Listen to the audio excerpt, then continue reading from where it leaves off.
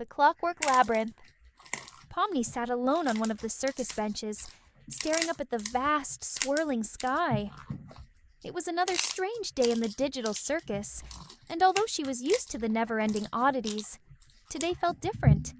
She couldn't shake the feeling that something big was about to happen. The vibrant colors of the circus almost seemed to dull, and a cold wind blew through the tent flaps, chilling her to the bone. "Pomni, come on. We've got something interesting over here," Ragatha called from across the grounds. She stood with Kinger and Zubul, pointing toward one of the older, more dilapidated tents near the edge of the circus. Pomni got up and hurried over. Curiosity piqued.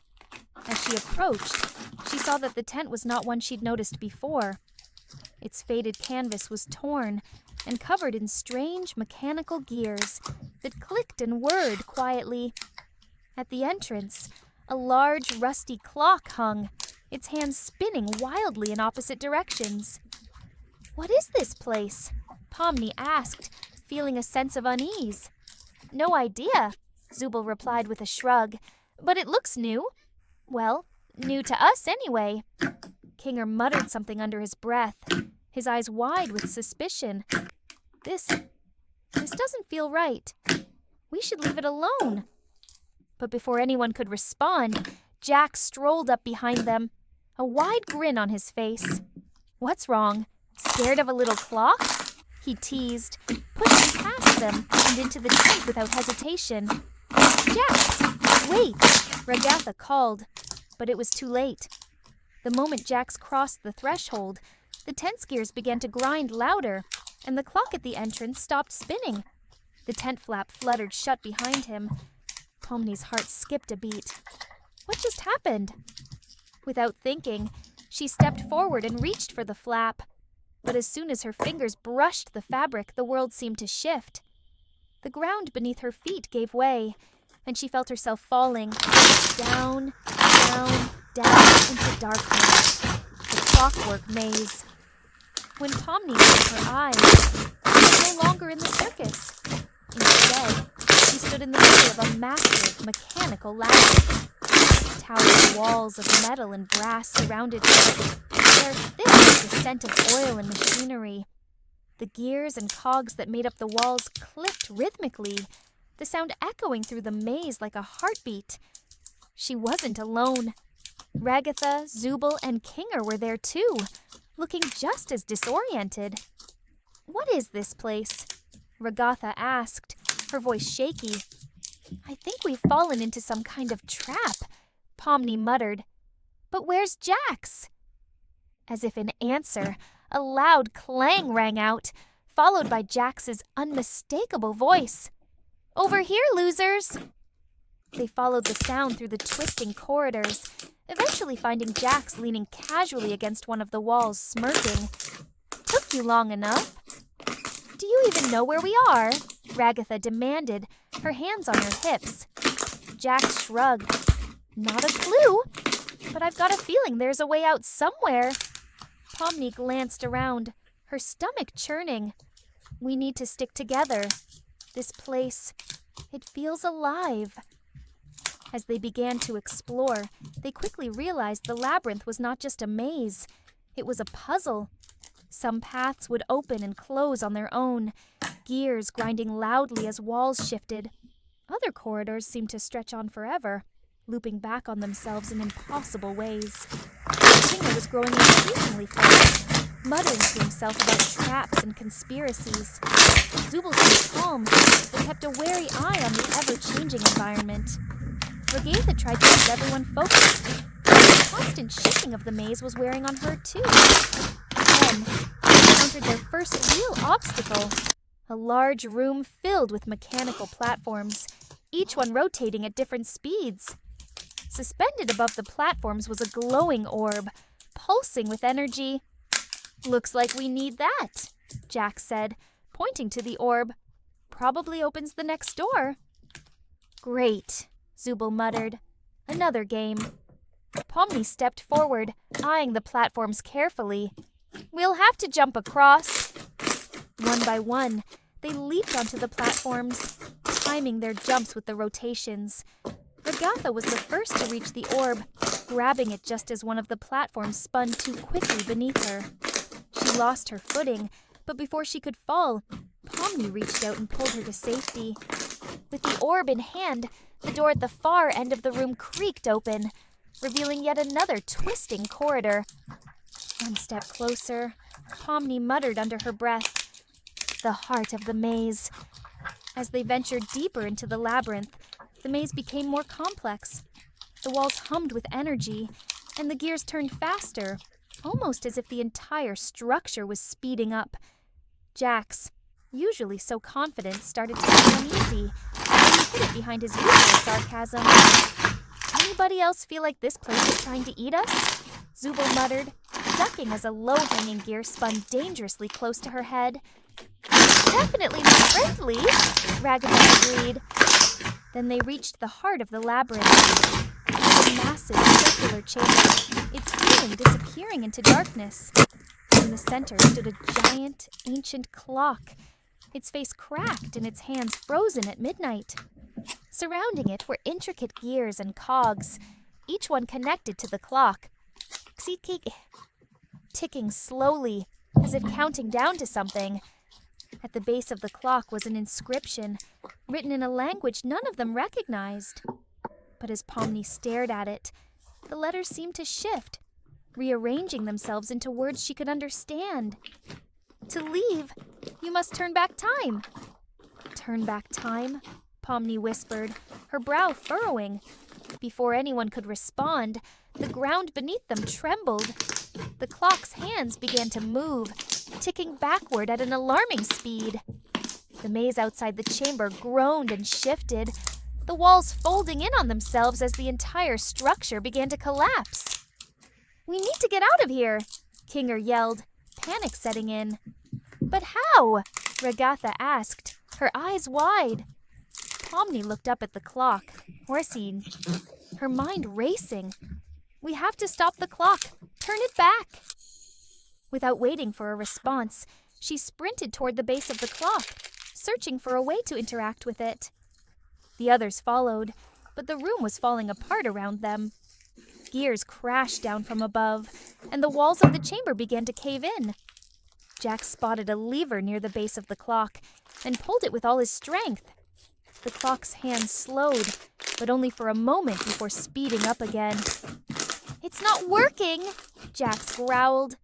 "Together," Pomni shouted. "We all have to pull."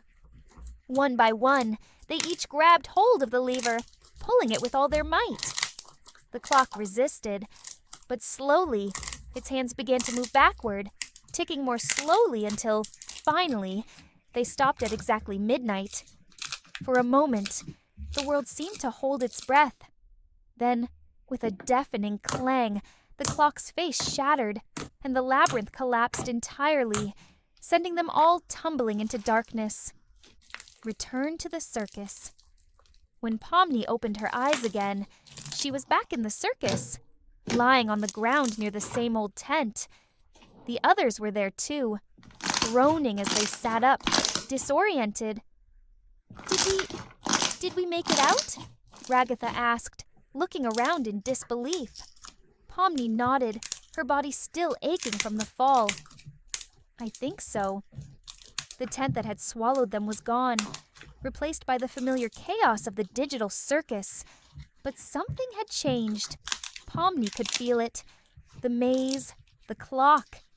It had been real, but they had beaten it. They had turned back time. Jack stood up, dusting himself off. "Well, that was fun. Let's never do that again." Pomni chuckled, despite the exhaustion weighing her down. "Agreed." But as they walked back toward the main part of the circus, Pomni glanced over her shoulder. The gears of the clockwork maze were gone, but the feeling that something had shifted remained. For now, they were safe. But the digital circus was full of mysteries, and she knew it wouldn't be long before they faced another challenge, one even more dangerous than the last.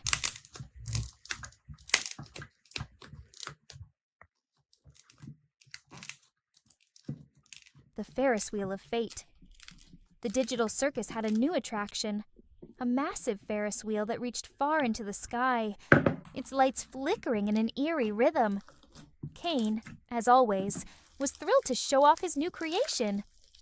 Step right up! Step right up! Today we ride the Ferris wheel of fate. Pomni was suspicious. What does it do? She asked, eyeing the enormous wheel with caution. Cain giggled, his eyes twinkling. Oh, nothing too wild. It's just a regular ride. Until it isn't. Each time the wheel stops, the person in that cart gets a surprise. Could be good, could be not so good. Ragatha, always the optimist, jumped into the nearest cart. Come on, it'll be fun, she said, waving the others over. Kinger nervously hovered nearby, muttering something about how rides weren't safe. Despite their reservations, Pomni, Zubul, and Kinger eventually climbed aboard the massive contraption. As the wheel creaked to life, they soared high above the circus grounds, the landscape sprawling below in all its chaotic glory. For a few moments, it was peaceful, until the wheel stopped with a loud clunk. The cart containing Ragatha started to glow. Cain appeared in the sky, as though watching over them like some twisted game master. Ooh, what's behind door number 1? Suddenly, Ragatha's cart flipped upside down, but instead of falling, she floated in place, her arms flailing wildly. What is happening? Anti-gravity mode, Cain cackled. The wheel started again, this time stopping at Zubul's cart. Zubul, always the unlucky one, was immediately surrounded by an ominous cloud of purple smoke. From the mist emerged a swarm of tiny, buzzing creatures. Cain, what did you do? Oh, nothing much. Just a swarm of cute little digital bees, Cain said nonchalantly. Zubul frantically swatted at the bees, scowling. You and your games.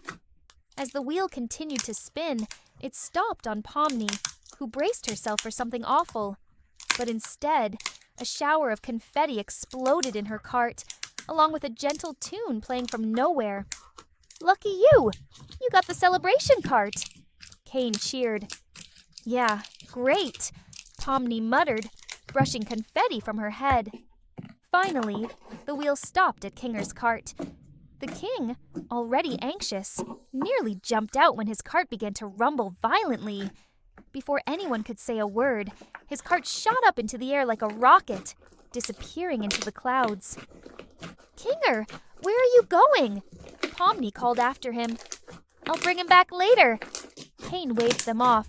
He'll be fine. Probably. The Ferris wheel finally stopped.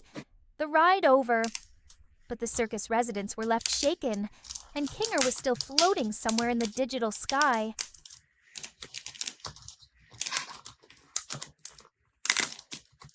The Mirror Maze of Madness. The digital circus had a new attraction, a twisting, shimmering mirror maze. As usual, Cain couldn't wait to show it off. Step right up! Come face your reflection in the Maze of Madness, he called, gleeful as ever. Pomni frowned, suspicious. What's the catch? Cain grinned, his eyes flashing with mischief. Oh, nothing much. Just try not to lose yourself, or you might really get lost. Ragatha, always the brave one, stepped forward. I'm in. It's just a maze, right? She said, winking at Pomni. Hesitantly, the others followed. Pomni, Zubul, and Kinger, all wary of what the maze might hold. Inside, the maze was a twisting, glittering labyrinth of mirrors that reflected endless versions of themselves. At first, it was almost fun, until the mirrors started warping. Kinger's reflection looked like it had 10 eyes. Pomni's image stretched into infinity. And Zubul just looked annoyed, as usual. Suddenly, Ragatha's reflection reached out of the mirror and grabbed her arm. What is happening? She yelped. Cain's voice echoed around them. Oh, did I forget to mention? Some mirrors.